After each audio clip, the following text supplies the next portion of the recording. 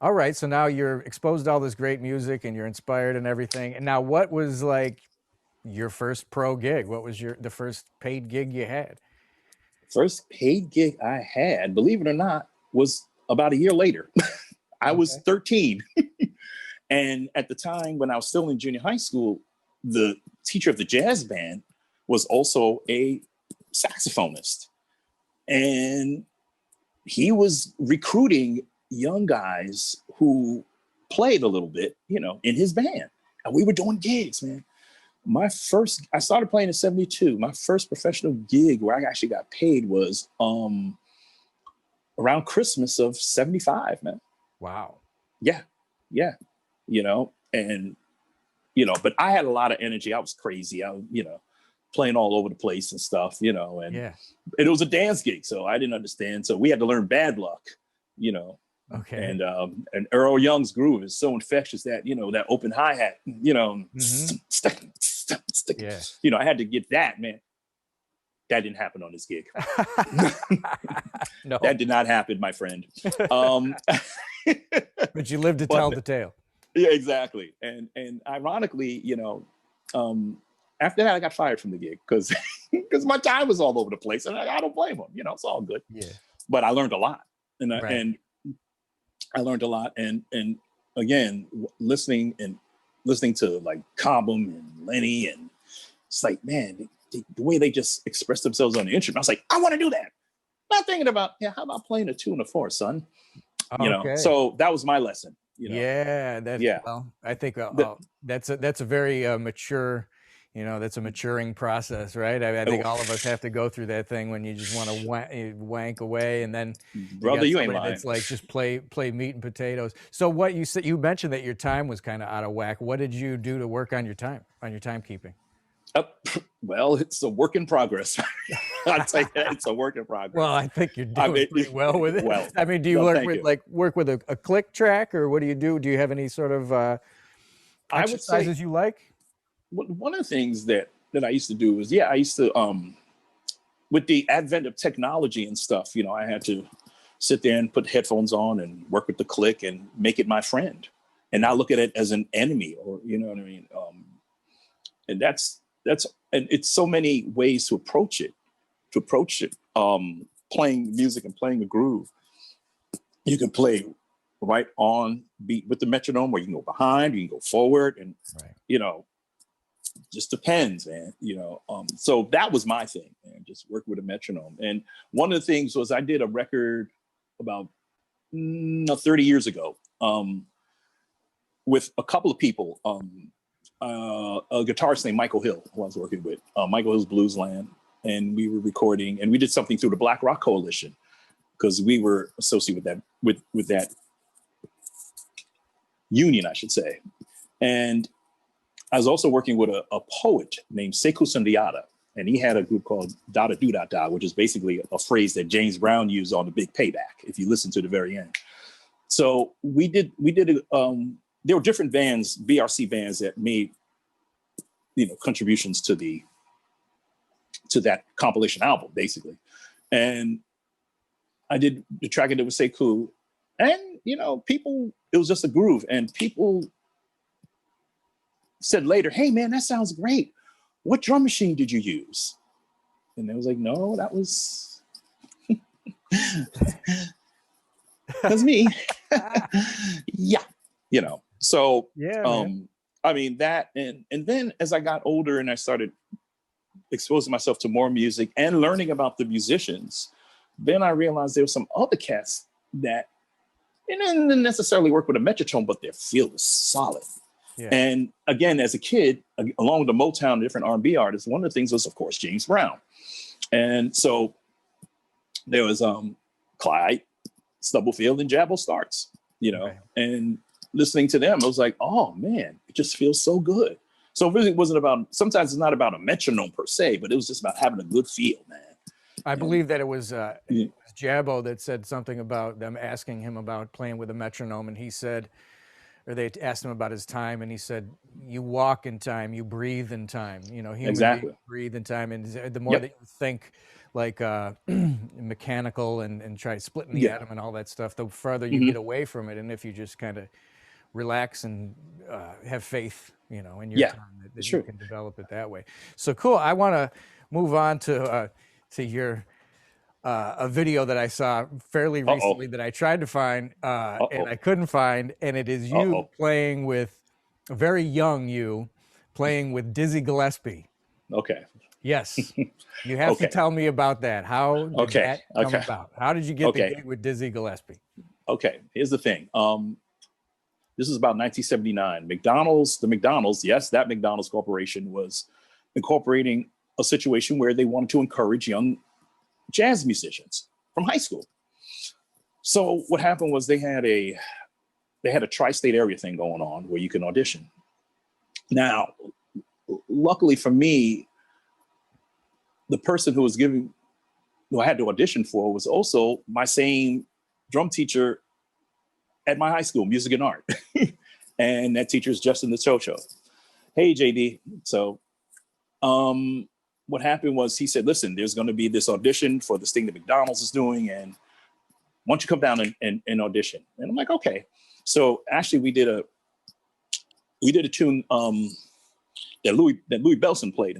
And for right now, I'm having a blank moment, but nevertheless, we were doing that in class. So I said, okay, fine. You know, so I went down on a Saturday and went down somewhere and read the chart.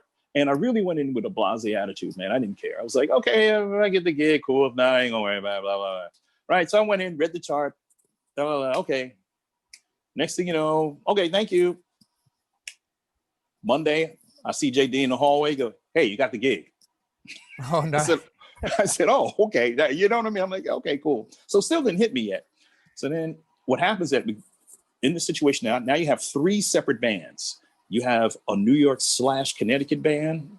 I don't know why they did that. Then they have a Long Island band, and then they have a New Jersey band. So and they had, different conductors, different musicians, and blah, blah, blah, blah. Okay. So we go out and play these gigs, with the red blazers that you saw and the whole thing, right? They're sharp, man. They're No, sharp. Lord, no, thank you. But, so what happened was after we did some gigs in different places, then I got a phone call and they said, listen, Tony, we are putting together an all-star band. I said, oh, okay, all-star band, all right. So before we talk about Dizzy, that was the second year I did it because I was a senior in high school. So that was going to be it. The first year I did it, I was a junior. That was in 79. And when I got the gig, part of it was playing at Gracie Mansion. And you also got a chance to play with a major jazz artist. So in 79, as a junior, I got a chance to play with Benny Goodman. Wow. When I was 16. Yeah. And he was so cool, man. He was really cool. So that happened. Okay, that was nice. Okay, now here we go. Now I'm in my senior year. Oh boy. Now, okay, all right. So then they said, okay, Tony, hey man, McDonald's is doing it again. I'm like, all right, fine. So let's go for it. And then I passed the audition for the New York band. Got it. I said, okay, playing in the New York, Connecticut band. Blah blah blah blah blah. And next thing you know,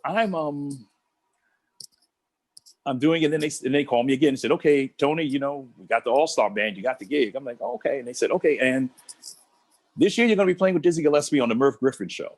Woo! Exactly. Griffin. Yeah. Now, legendary.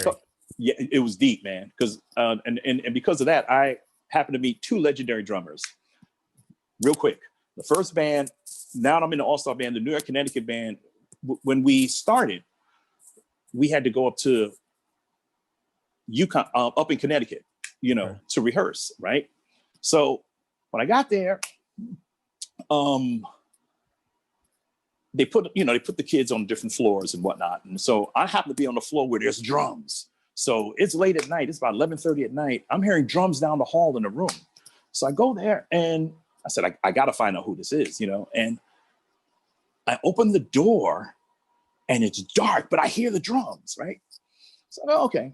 And I was about to turn on the light, and then somebody said, turn off the light. So I turned off the light. Oh, sorry. I just heard you playing. I want to jam. He goes, oh, you want to play? Okay. So I'm having this conversation with this person in the dark. And me and him are sitting there. He's playing one kid playing. I'm at another kid playing. And we're just jammed and having fun, right? Next thing you know, afterwards, it's like, hey, man, nice to meet you. Hi, I'm Tony Lewis. He goes, hey, nice to meet you. I'm Dave Weckl. Oh, So Weckl jamming in the dark. You found Weckl jamming in the dark. Wow. So that was fun. And then the other legend was when we did the Merv Griffin show. Are you hip to Don Lamond? Yeah, sure. Yep. Nice man. Very nice man. And he was digging me too, you know, and we just had a great time. Had a great time, man. That's awesome. That had to be quite an experience. So you look fierce but you got a couple of nice camera spots. It looks great. You have to get a link to this so people could see this. But then I read you in the comments saying that you were like terrified or something. Like I was. Well, because what happened was when we were rehearsing the tune at Carol's studio, we were going through the tune. You know, we're playing the tune, and then he stops the band and he goes to me, hey bro, let me hear play funk beat. And I'm like, huh? Yeah. And then he does that thing with his hand. So we did that. And next thing you know, man, I played some whatever 2/4 funk beat. He goes, I like that. I'm gonna give you a drum solo. That's when the nervousness came in. That's when, and it was like, oh, okay. And so we did it, and hey, you delivered it. You crushed it, and you became a legend. And the rest is history. Okay. And now here you are with me. Look how well it's hey, working. man, and hey, let's talk about where you and I met, man. Yeah, that was the next thing I wanted to talk about. That you're reading my notes, man. How did we meet? How did we meet? We met, I believe it was the legendary Sam Moore, of Sam and Dave fame. Yeah, and you, I think I saw you playing. Was it at somewhere in the City Winery? Was it somewhere? It was BB King's. Probably BB King's. Okay. Yeah, and that was in 2003, and thanks to Ivan Bodley. Yes, I have to mention him because he said, hey, Tone, you want to do this gig? Because me and him had been playing in the city already. We were doing dates and stuff. And apparently he liked what I did. So he goes, look, I'm going to bring you in on this situation. And he said, okay, look, you want to play with Sam Moore? Sam? And they were like, sure. Yeah, why not? So it was part of a movie release called Only the Strong Survive, and Sam is in it, and different people are part of that movie. So we did that at BB King's, and Sam liked my playing, and then he just came up to me afterwards and goes, hey, Tony, I'm going to Europe in the summer. Would you like to come with me? And I'm like, I can't say what I really wanted to say, what I said to him. I can't say it here, but basically I agreed. Yeah. And I subtly agreed and said yes. Yeah. And that began practically almost I did it 10-year tenure with him. I played for him like the spring of 2003 till my last gig with him was 2012. Wow. We did it again. Yeah. So pretty much for the most part, I worked with him. We traveled a lot. We did Japan like 4 years, almost 4 years in a row. Played the Blue Note, which was so much fun. Yeah. Love the Blue Note, man. I mean, everybody, I love going to Japan, period. Yeah. I just love going there. Everything works. People really respect the artist, and they make sure, okay, Joe, they make sure everything is right. The equipment, the gear, the lighting, sound. I mean, they are into it, man. Yeah, and people listen. The audience listens and is like, and oh Lord, if you have some history, you better watch out. If you've done some records, be careful, because people will bring those records to the gig and will want your autograph. And and the people at the Blue Note were really nice, very nice people. They took care of the band, and all the other groups that were there. I think Sam was like the only group. We were the only group that did one set a night. All other groups did 2 sets. Okay. Not us, man. Just one set, got out. Oh, they fed us first. They fed us. And the food was so yummy. Yeah. They really took care of you. Took good care of you. Yeah, they really did, man. So I mean, just class. As a guy that was all into the soul and all that kind of music, what was it like for you to play with the Soul Man? What was that like? The funny thing was, I didn't get all flabbergasted and go crazy. It was just like, hey man, just a beautiful guy, a very nice man who has a legacy of hits, and it was an honor that he wanted me to play for him, you know. And it was just like, okay, cool, all right, let's do it. I didn't. It wasn't butterflies or anything. Yeah, you know, because the music that we played was just part of my history. You know what I mean? And so it didn't seem like, and even I'm playing with this icon, who still sounds great, by the way. It didn't phase me a whole lot where I got nervous and, you know, like, oh my God, I played with Sam Moore. No, we're just having fun. In fact, one time, it was really funny. We were in Canada and I had my laptop with me, and one of my favorite movies is Blazing Saddles. Oh, that's one of my favorites too. And so I have the laptop. Me and him, we're the only ones in the dressing room, man. And we are sitting there just cracking up, man. We just had such a ball, man. And you know, the Lily Von Stoop part, I'm tired of playing the game, and the whole thing. So we started right after that, we started going to Japan, right? So we'd be on stage, and out of nowhere, we're in the groove, and he'll just blurt on the mic, "Hey, Tony." I'm like, what? He goes, "I'm tired." Like, come on, man. You can't do that on stage and live and whatnot. People won't get that. That's awesome. You got an inside joke happening with Sam. Exactly. That's amazing. Yeah. Sam was that is, as you mentioned, how we met. I covered you once on one gig, which was gigantic shoes to have to fill. And I remember you did fine. I know you did fine. Get out of here. Hey, I got paid. I know that. So they must. That they didn't helps. cancel the check at least. But one of the things that I remembered was there was a big screen that I could see from my vantage point, and I was pretty young. It was one of my earlier things that I had done, and we were playing Soul Man. And Sam was up there singing Soul Man, and that voice is coming out, and I could see myself on the screen, like playing behind him, and it was just like, it was kind of a mind thing for a minute. So that was awesome. So now the Sam gig, after doing that for a while, that led to some other things, right? Didn't that lead to you playing with Sting and Elvis Costello and all that other stuff? Yeah, because, well, it led with Sting because at the time, Randy Jackson from American Idol produced an album for him called Overnight Sensation. And what happened was on that album, it was just like an album with different artists and stuff. And Sting did something on there, and Brenda Russell was on there too.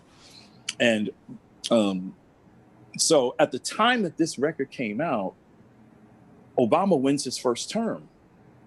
So we got the call to perform as part of the inauguration, 2009.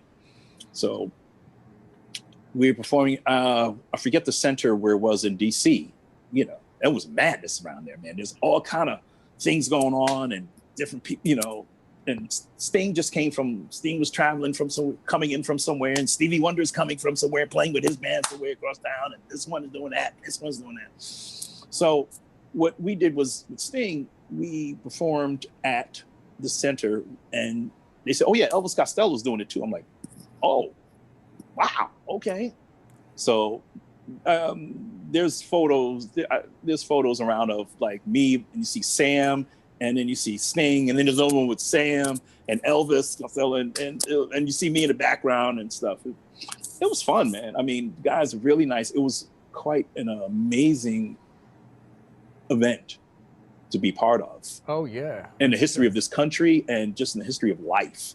Yeah. And I'm just glad to be there and took part of the soiree, if you will. Absolutely. Absolutely. And to be able to play with a bunch of guys like that. And it was a blessing, man. It was really cool. Really cool. So that kind of brings us up more a little bit to where we had left off. I was supposed to see you in April in Buffalo. Oh You yeah. invited me, and you were Yes. set to go out on tour with 24/7 Spyz, of Yes, whom I sir. am a giant fan. Cool. So Cool. I'm a giant fan, but not enough of a fan to know the original personnel. So you'll have to. Okay. Were you one of the original guys? Oh no no no no no no no no Okay, no I no. did. They're no this, and they're also from the South Bronx too. You Right. know, and they're Jimmy and Rick, Jimmy Hazel and Rick Skater. Those guys, they've had other people in the band. You know, Anthony Johnson was the drummer that played on the first couple of records, but there was a drummer before them that was playing, and they had a singer, a vocalist, Peter Fluid. You know, so that was the band that got the deal. Okay. And through different personnel changes and different drummers and stuff, we all know each other through our connection through the Black Rock Coalition too, because you know we met. I was playing Michael Hill, like I said, and we met Spyz back in '87 in Jersey, man. And you know, we get there and we hear these guys playing this amazing music. I'm like, who are these guys? You know, yeah. It was such a hybrid of different musical styles and stuff, and I was like, wow, this is deep. So, we've known each other throughout the years, and you know, with Spyz, and about '98, they called me and said, hey, listen, Tone, we're doing this live album at CBGB's. Do you want to do it with us? You know? And I said, well, I'm just coming off the road with Mike. I'll be home like 2 days, you know, a few days. And then we can rehearse for a second. And then, yeah, we're going to do it. And we did it. And they got the remote truck out there and they, you know, and they recorded it and stuff. And you can find that on YouTube. And it's a live album. Can You Hear the Sound from '98. Man, I have to tell you, I had just gotten off the road too. So like, I was like this, I was ready. And you could hear it. And we all were like crazy. We were just the three of us. At that point, they were going through a lot of changes and personnel changes and stuff. So, you know, so it was just really Jimmy and Rick at that point. And I said, yeah, I'm down. Sure. You know, we all go way back. And so that's what led to that and that association. And then, Jimmy did a solo project, and so I was part of that, you know, with a different bass player, and then over time, Rick and Jimmy reunited, and we went out in the spring of 2004. We did a European tour.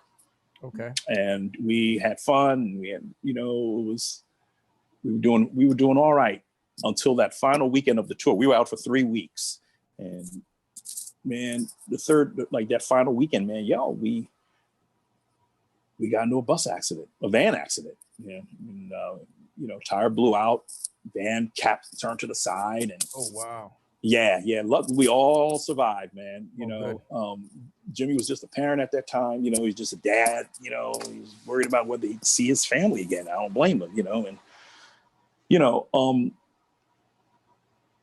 really the one who got the most was me, because the way the van landed, I was on the side, and you know, I just got a little road rash here. Luckily, I had a sweater on, so I was okay. Wow. But you know, we were just wrapping up our tour in Austria, man, and we were coming from Prague, and you know, that was that situation. But like, we survived that, and you know, and so I didn't work with them for about a decade, literally. Okay. And then in 2015, you know, Jimmy asked me again, hey man, you know, I'm doing this thing in town, you know, down in Harlem. Would you like to sit in, you know, play? I'm like, yeah, it's been a decade. Sure. Why not? So we sat in, and, you know, and at this time, Ronnie Drayton, rest in peace, he was also in the band now. So I'm like, oh, okay. And next thing you know, like, oh, cool. And Ronnie, I've known Ronnie for a long time too. And was Ronnie playing bass? No, Ronnie's playing guitar with Jimmy. Oh, okay. Ronnie Drayton's playing guitar with Jimmy and Rick and myself. Okay. Yeah, so it was the four of us. And then the following year, Jimmy said, hey, listen, I'm putting this record together, and, you know, I want you to play. And I'm like, yeah, sure. So I did a couple of tracks on the record, you know, And then he called me, like, we talked about a year later, said, yo, feel like being in Spyz? I'm like, yeah, sure. Yeah, okay. And so that a record came out like, top of last year, top of the year before, 2019. The record comes out, and we're all excited and stuff, and things were being put in motion. And then for 2020, we were going to go out and tour. We were going to do some dates. We had a date in New York, and we were going to work up north, and then we were going to work west to like the Midwest. We weren't going to go too far, and we'd go south a little bit, maybe to Nashville. We were going to do Kansas City, and I'm drawing a blank now. Chicago, Minneapolis. I think we were going to. We had some cities lined up, and then the pandemic hit. Yeah. And just knocked everything out the water. Now, also after that, that was in the spring. Now, we also had a tour set up in Europe for the fall. Oh. That got canceled too, huh? Everything got canceled, man. Yeah. And we were rehearsing like last year, like around this time, like January, February, man, we were rehearsing. Yeah. We were getting ready for this, man. We were like, all right, let's get it going. And man, next thing you know, the rug got pulled out. That's it. So then, okay, well, now here's the big question. Now we all find ourselves in this thing. What did you do? What are you up to these days? How are you doing your thing? Well, the funny thing is, technology is amazing. So luckily I was always into trying different things. And that's because of my dad, and with technology, in the 80s, the drum machine came along and people were like thumbs down on it and stuff. And I dig it, because, depending on where you come from, what you're used to having wood in your hand and getting busy and hitting something and hitting it some calfskin and stuff, and hitting some bronze, yeah, we're used to that. But for me, it was also like, yeah, I got into programming, and sequencing and stuff like that. And so for me, technology is not an issue. So I was always into trying different things electronically. So basically, that being the case, what I've been doing, what I had done for like a year now, basically being home, is setting up my electronic gear and recording here in my house, in my apartment. Great. So you're doing sessions? You're just doing like sessions for other people? Mm-hmm. Okay. Yeah. People call me and say, hey, Tone, could you do some drums? And I use my electronic gear and record and send them the tracks. They're like, wow. The tech nerds of us, what's your electronic gear? What are you using? A specific software? What are you using? Yeah. Well, like everybody, like a lot of people, I'm using Logic. However, I'm not using Logic drum sounds. And no, me neither. I'm using Addictive drums. Okay. They sound, I really dig them, man, because they're actual drum samples, Gretsch and Pearl and Sonar, and they have major drum samples and stuff, and they have actual cymbals that they sample. So I trigger that from my drum cats. That's what I use, and I just do everything in Logic, record my drum tracks, sell them to people. There you go. And then now people with the visual thing now, like what you and I are doing, then they say, well, I like to do a video. Okay, so then I do a video. So I set up my iPad or my iPhone. Right. Either I'm playing along with the track or I'll play along afterwards. Gotcha. That's what I do. Yeah, that's good. So now there's a bunch of things there that is important. Like you talked about staying on top of things. Like a lot of people, like you had mentioned, there was a time when a lot of drummers just turned off from the drum machine. Is like, that's my enemy.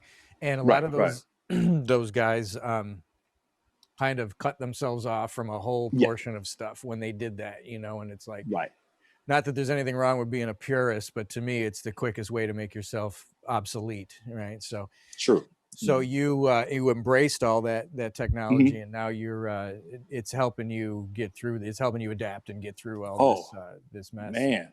So where are you? Where are you getting? Where are your clients finding you? Word of mouth.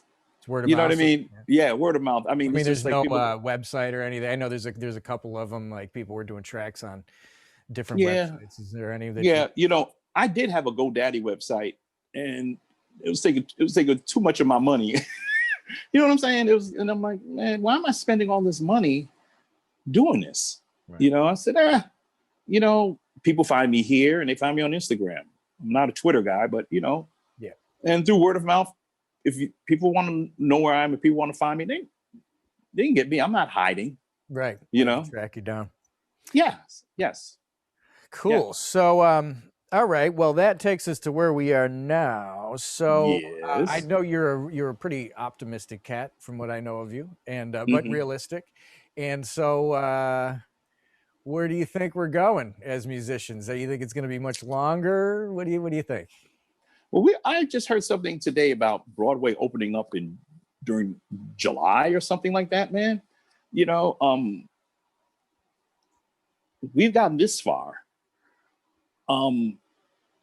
There's so much stuff that's going on that not even music related, which is why we are in the situation we're in. You know, okay, we don't know. We do know, or some people may know, or people want to point fingers at how it got here. Okay, that's one thing. Okay, it's here. And unfortunately, it has taken so many lives, man.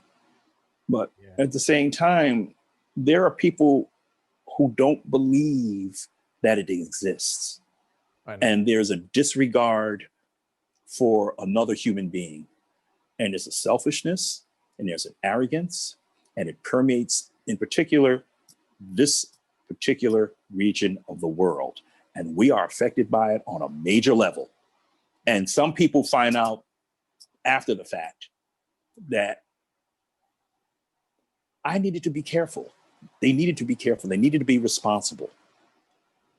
And so there's so many people that are doing it, and there's a lot more that are not.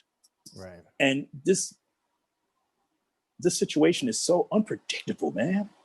You know, because even with the most protective measures that you can take, it can still happen to you. And it can happen in different degrees too. Some people can be asymptomatic, and for others it could be mild, or for others it could be severe. Right.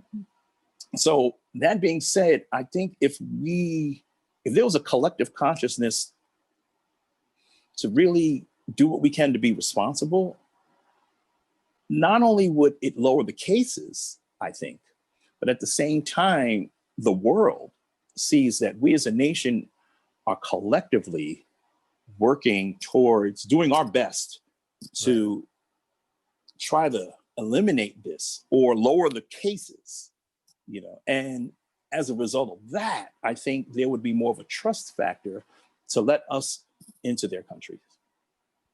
Right. So that's what I mean, that's really what it is, man. You know, right. Yeah. And it's a deep time, man. You know, especially in light of what happened today. Oh, baby. I know. You know.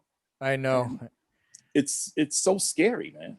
Yeah. It's so scary. I mean, you know, just even and you just want to, even if you want to go out to get something, even to go shopping, man, it's so iffy.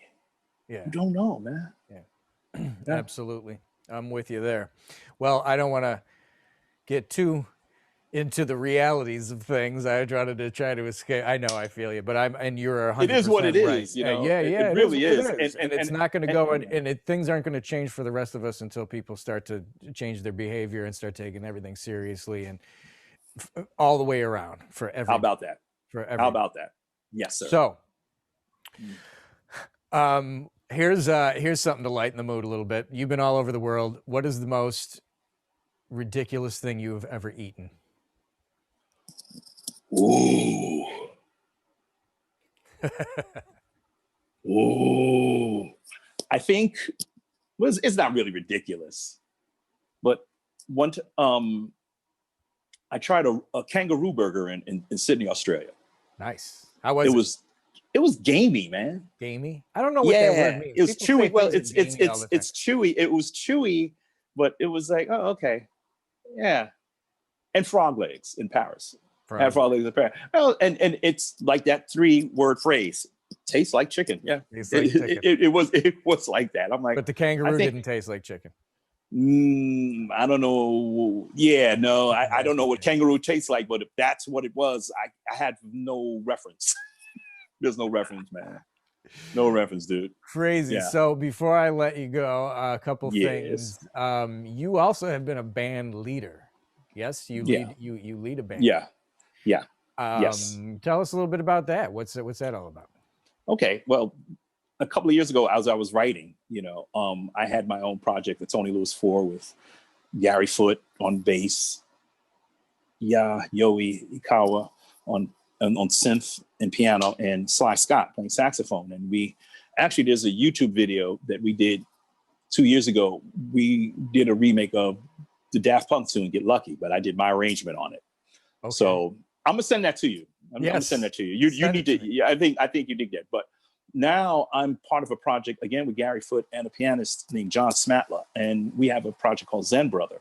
Okay. And actually, while this pandemic was going on, man, we started this project last year, and we had gigs. We had gigs. We were playing in Manhattan like in September, October, November, man. We were playing Thursday nights on 42nd and 9th, a little restaurant, West Bank Cafe. Do a couple of sets. It was great. We had fun, and we were working out our stuff. And again, the cases rose, and the restaurants had to close. Yeah. And as you know, when restaurants close, what's the first thing to go? Live entertainment. Yeah. So, yeah. But the owner was a really sweet guy, really nice guy, man. But before this, as we were still, playing on Thursday nights, John, the pianist, or we call him Smat, because his last name Smatla, he said, hey, man, let's do a video. And he had an arrangement of my favorite things, and said, I want to try this. And so we tried it, and he said, hey, man, let's do a video.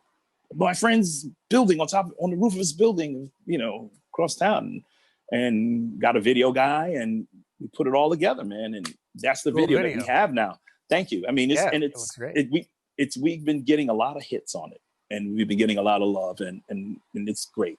Yeah. And we also did another video for another tune that I will surprise you with once it comes out. I think we're trying to work that out for possibly next month. But in that project, which we call Zen Brother, it's the three of us, and equally, all three of us are writing. We're working on original material now, and we wanted to record, but again, we can't because we can't take any chances. However, again, the advent of technology, I can do my drum tracks here in my place. Gary can do his bass tracks at his place in Pennsylvania. Smack does his stuff in Jersey, and we all do Logic, so we send tracks of music to each other, and work out arrangements and talk about stuff and discuss things and ideas, and that's what I've been doing lately, and and I look forward to recording that album too and finishing that, because it's also something. Yeah, it's something that I've been involved with from the ground up, and we all three of us are equally involved in it, and we're all making this happen. We're all taking our little pennies and whatnot and investing and recording and video and doing stuff. And so yeah, that's lately what I've been doing. Okay. I've been recording this album and working on it, and we just want to make this happen, man. So excellent. That's what I'm up to now. That's what I'm up to. And doing other projects here and there. Like again, people call me for tracks and stuff. I'll do that. But that's been like my main focus. Cool. Well, it sounds amazing. You sent me the video the other day. It looks great. Thank you. Looks fantastic. Always. Thank you. I have to point out, because it always makes me chuckle. Anytime drummers have to play our stuff and pretend that we're playing it in video, like trying to play out fills and stuff, you know what I mean? And we're all going, oh my God. So it doesn't look like, but it's a great, great. The video, exactly. The view is amazing. You're three dashing looking young men. So because of my ineptitude on my live stream broadcasting, I can't share these links. So you're going to have to go back to my page, and please, I want you to link up, drop the links there, or send them to me, and I'll drop them on there, because people I'll do that. Need to hear them. For sure. I'm going to let you go in a minute, but I have a question real quick, not music related. Are you a football fan at all, Tony? By any chance?